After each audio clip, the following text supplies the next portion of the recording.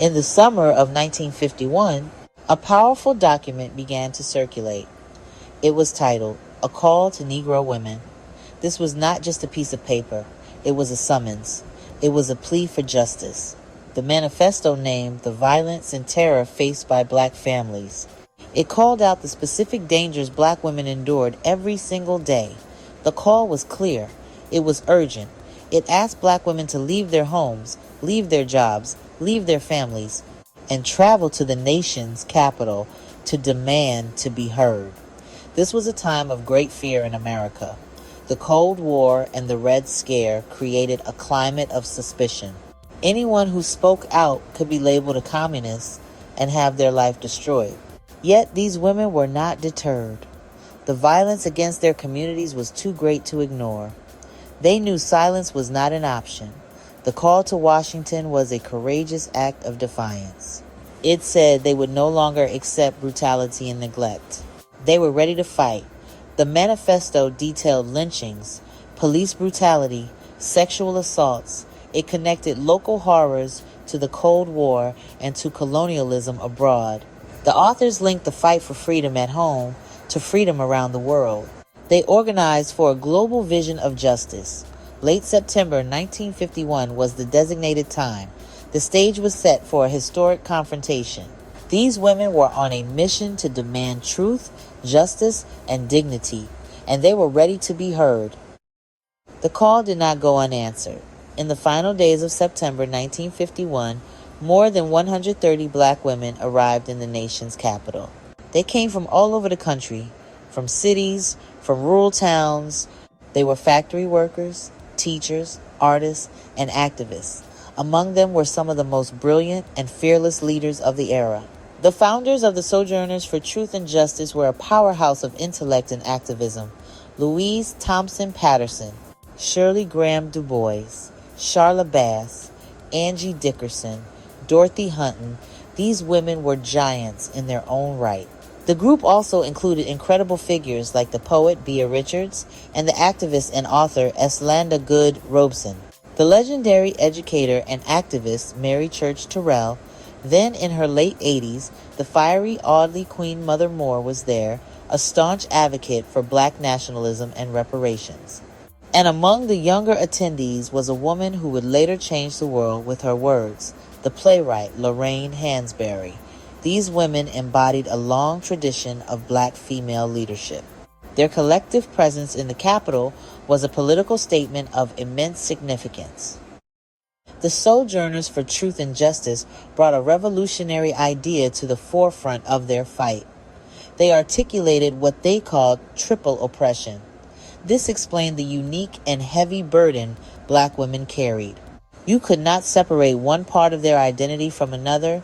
They were oppressed for three interlocking reasons. First, race, segregated, deeply racist society, being denied basic rights, facing discrimination in housing and employment, living under the threat of racial violence, walking down the street or trying to vote could be life-threatening.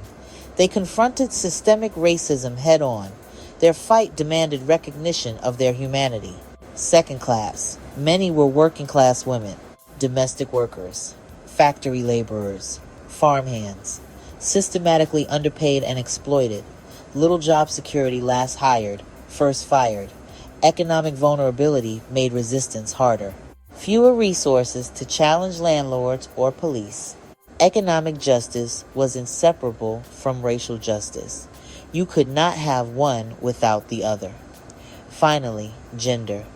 They faced sexism and misogyny magnified by race, misogynoir, vulnerable to sexual violence with no legal recourse.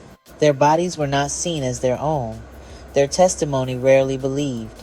They fought for safety, bodily autonomy, demanding the right to exist without fear.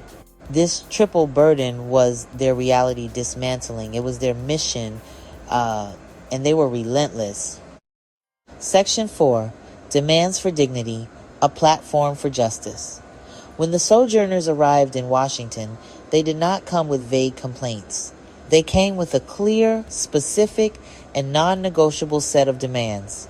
Their platform directly challenged the federal government's failure to protect its black citizens.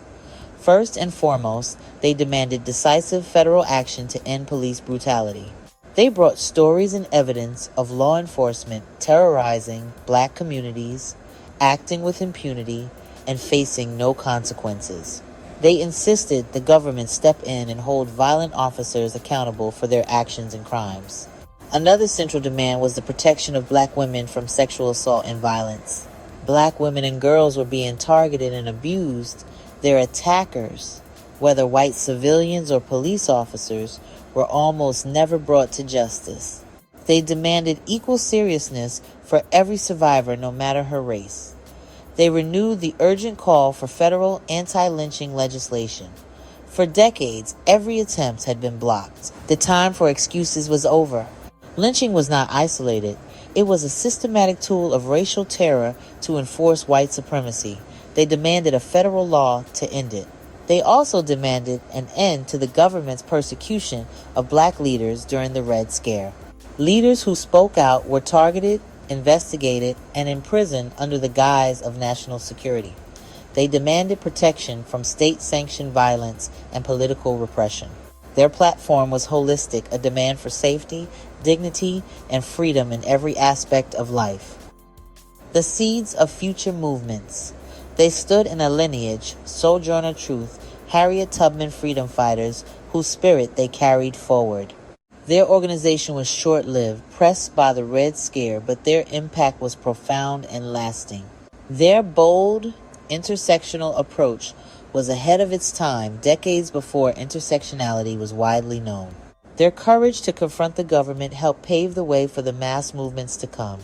Direct action worked. A small, dedicated group of women could challenge the highest levels of power. You can draw a direct line from the Sojourners in 1951 to the March on Washington in 1963.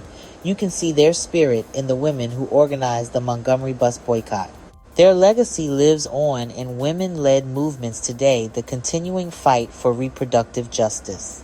They taught us that no one is free until everyone is free, and that we must fight all forms of oppression at the same time. Their analysis and bravery provided a blueprint for future generations. They planted seeds of resistance that blossomed into powerful movements for change. Progress is never given, it is always won. It is won by brave people willing to stand up and speak out, even when it is dangerous. 132 women faced down the power of the U.S. government and demanded to be heard. They did not win all of their demands in that moment, but they lit a fire. They left a legacy of unapologetic courage that continues to inspire us. Their work is not finished. It is now our turn to pick up the torch and continue their righteous fight for a world where every single person can live with dignity, safety, and freedom.